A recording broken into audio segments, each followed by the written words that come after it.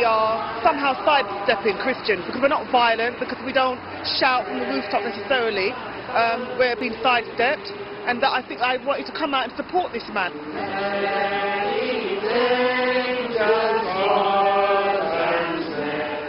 How can this happen in this nation?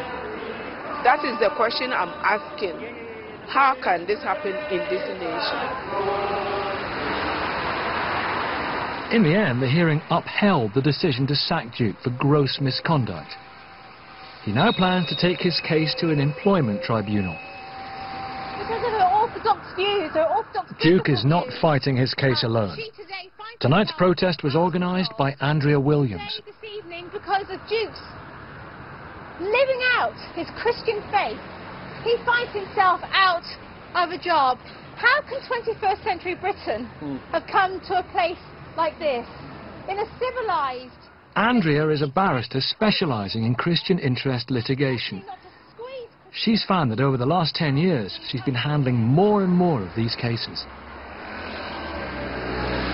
By 2007, the number had increased to such an extent that she and a group of like-minded lawyers opened a legal centre to represent Christians. We've probably got about 50 cases from 2009 that we were actively dealing with, but this doesn't count the inquiries that come in every single day. People saying, are we allowed to distribute Christian tracts? Are we allowed to do carol singing? Are we allowed to sing? Are we allowed to hold up placards? What is it exactly that we're allowed to do? People have become so confused in this country with regard to what they're permitted to say, with what they're permitted to do.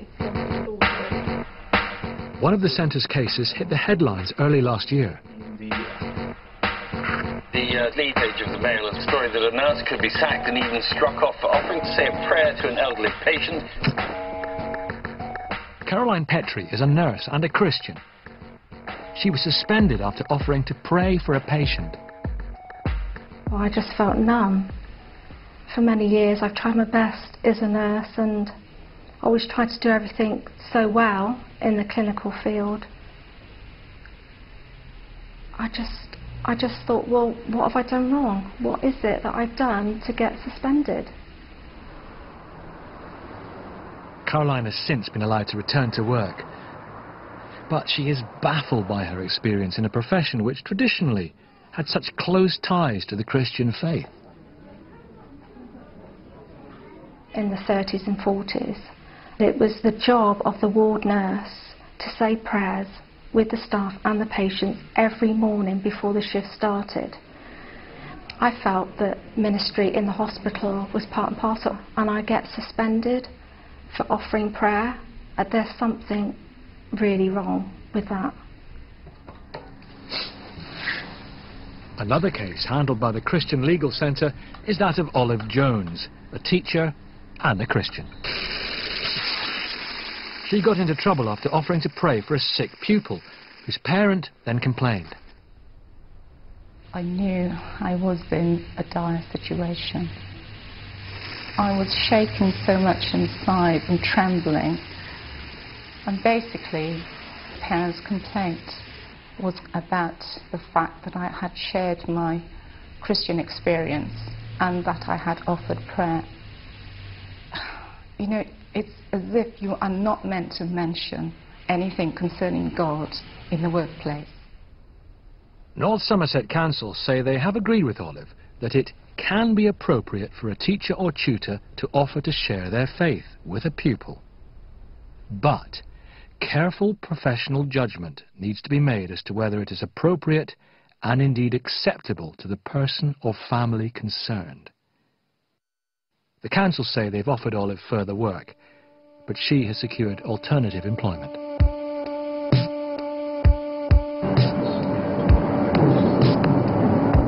But the idea that expressing your Christian beliefs at work could get you into trouble would once have been unthinkable.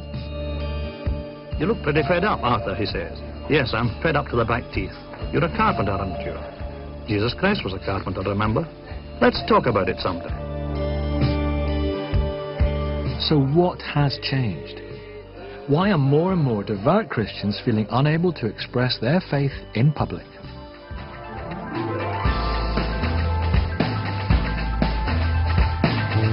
The answer may be found here in the House of Lords. Its Record Office houses all British law. In recent years, there has been a raft of new legislation based on principles of human rights. Britain signed up to the principles back in 1950 under the European Convention on Human Rights. But it's only in the last decade or so that steps have been taken to incorporate them directly into British law. These are the actual Acts of Parliament, all passed over the last decade or so, designed to bring us into line with European legislation in a whole range of discrimination issues. Their ultimate aim, to make Britain a more tolerant society, and that is a fundamental principle of our liberal democracy. The paradox is that these same laws have left some Christians feeling like a persecuted minority.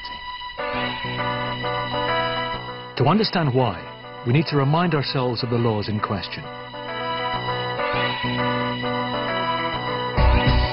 The first, dating back to the 1970s, aimed to tackle unequal pay, gender and racial discrimination.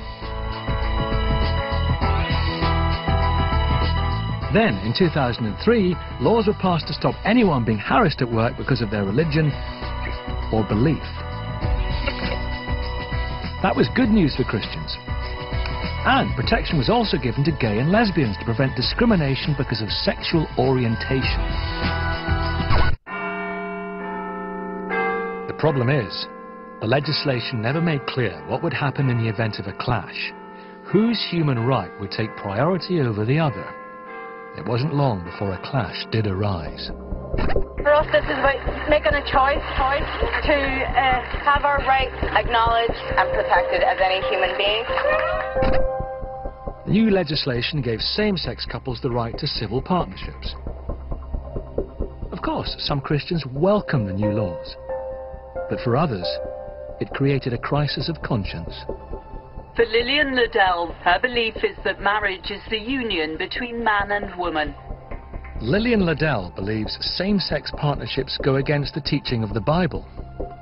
But as a registrar for Islington Council, she was now expected to conduct these ceremonies. When she asked to be excused, Lillian was disciplined. She hoped the laws against religious discrimination would protect her. But after 2 tribunals and an appearance at the Court of Appeal, Lillian is still fighting.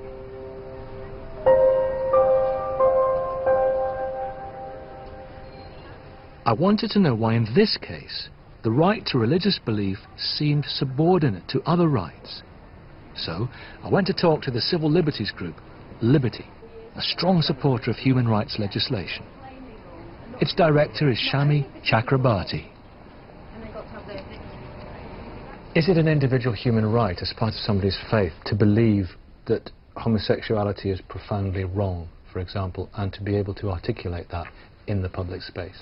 Well, I think that we have got to a place in modern Britain where we are against bigotry against gay people or members of ethnic minorities. There are some people who might be against my own marriage to someone of a different race, but the law has protected us for many, many years, and in my view, rightly so. I also think that if you're trying to discriminate in a public office, then perhaps you're not a suitable person for that kind of employment. Supporters of human rights legislation seem to be saying society has moved on and we all need to adapt. But there are some who go further and argue that the pushing of Christianity to the fringes is a good thing. Indeed, for Polly Toynbee, writer and the president of the National Secular Society, there is no reason to give special treatment to Christians or the Christian faith. Do you understand how some Christians feel in this country? That they are being marginalised, pushed aside? Absolutely not. I can't see any sign of that at all. They are a tiny proportion of the population who actually go to church, I mean, any time during the year, let alone every Sunday, and they have enormous privileges. I mean, they just forget what it is to be an established faith and all the privileges that come with it. There is a natural tendency these days for everybody want to pretend to be a victim. The one lot of people who aren't victims in this country are the Christians.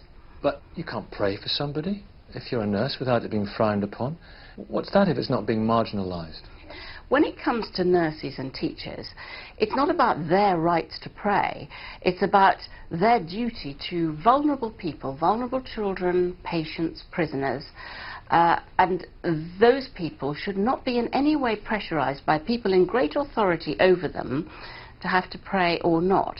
It's a matter of individual choice and individual sensitivity. But as long as religion sticks its oar in, is that holding us back as a society? Is religion putting the shackles on us? I think there is a danger increasingly that religion is taking too big a share of attention in the public space. The idea that we should have special respect for religion, that it should be treated differently to other views, I think this comes partly from nervousness about how to treat the Muslim community fairly, and sometimes that's led to a general making of laws saying religion deserves special respect for all religions. Whether or not you agree that religion's role in the public arena should be restricted, the fact is that for some Christians, it already has been. For them, the raft of new human rights has accelerated the process. And that makes for quite a break with the past. Whatever your opinion of all this, it's not too difficult to see why some Christians are feeling marginalised. But does any of it matter? Are there reasons the rest of society should feel concerned? Well, a growing number of voices from across the religious spectrum are uneasy about the current secular path. They say fresh human rights legislation could undermine the very principle of a liberal society, tolerance itself.